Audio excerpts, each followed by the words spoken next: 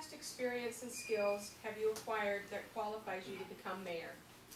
Well, from a managerial standpoint, I have worked my way up to the managerial position in 2 different hospitals, one in Southern California back in the 80s and Mid-Columbia Medical Center in the Dalles through the 90s. And I have managed staffs. I've been responsible for multi-million-dollar budgets. I've had to work with boards of directors and groups of doctors and various disparate groups of people who don't always agree on things, and it's sometimes a challenge to find common ground, but I've been able to successfully do that. I'm sorry. We're trying to hear the candidates, if you don't mind. Thank you. I'm sorry, Don, please continue. Can you repeat the question? I know I was talking about the managerial part. What past experience and skills have you acquired that qualifies you to become mayor? Great, thank you, Heidi. In addition to the managerial skills I've developed, I've served on the city council for the last 2.5 years, so I've been able to see firsthand what goes on in the city. I've seen some of the things that are lacking, which again I addressed in my opening statement. There's a real problem right now with the checks and balances in our government. The legislative branch is supposed to be one of the checks and balances on the executive branch, but in order to do that, they need to have clear and accurate information provided to them in a timely manner, and there needs to be transparency and accountability in all 3 branches, and right now that is not the case. Thank you. Mr. Arthurs? I've managed a couple of transportation companies, both of which were located in Seattle, Washington. One company had about 85 employees. It was a taxi cab company. If you've ever taken a taxi cab, you probably realize the kind of employees you might have to try to keep going in one direction. Not exactly an easy task. And of course, there's kind of a heavy turnover with about 15% of them. The other one was a communications company where I also managed a multi-million-dollar budget and was providing communications to essentially all the cab companies in and around King County.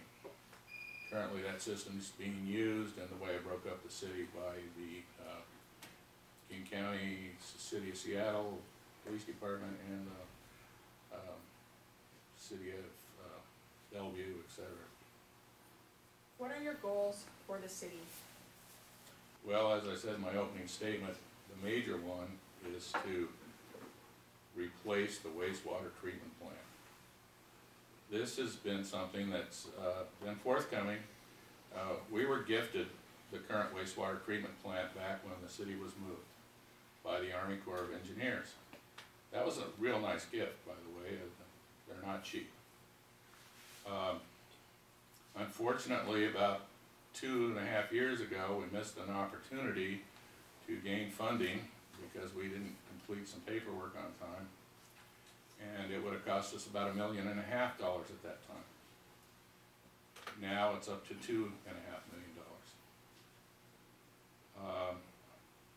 If we delay any further, the obvious will happen. The price will only increase. And if we have a total failure, the state will step in, take over, and they're going to charge us whatever they want to get that item replaced. So it's essential that we get with the program. One of my pet projects would be to get a skate park.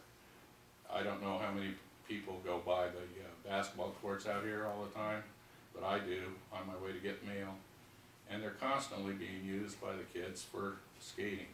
And it's a facility that wasn't designed for that. The surface isn't correct for that. But in lieu of any other place, that's what they have. I think that we could probably do that with our hotel motel tax and bring in some really interesting individuals to show what we've started.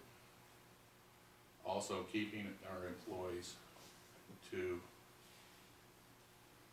so we retain them. because we've already lost Cal, we lost Trevor, we can't afford to lose any more people. Thank you, Mr. Stevens. Great, well, I just start out by saying that, as hard tugging as it is, Trevor had already told us that he was going to resign at the end of the year anyway, and I believe he left early due to some medical problems that he's been undergoing, and Cal was running for city council, so that decision was made by him as well. I do agree with Jerry on the wastewater treatment plan. I think everyone in town has been hearing about that long enough to know that that is a #1 priority for us. On the one side, we constantly see new awards go up on the wall, which are a testimony to Ray and his public works crew and how they're able to keep that thing working with the good old baling wire and duct tape. But the cost to do that continues to go up, both in terms of the time that they have to spend on that in regular hours and in callback hours during the off hours, and also in the increasing cost that we pay an outside company to come in and pump the sludge out of that system on a very regular basis and a more frequent basis all the time, because the system just can't hold up to that. As I said before, we've been applying for grants as a city and hoping for a bailout, but I think if we start and look at all the increasing costs that we're going through just to maintain that system, that there are some other ways to go about expending that money in a way that would bring us a new system rather than continuing to patch the old one. Thank you, Mr. Rogers.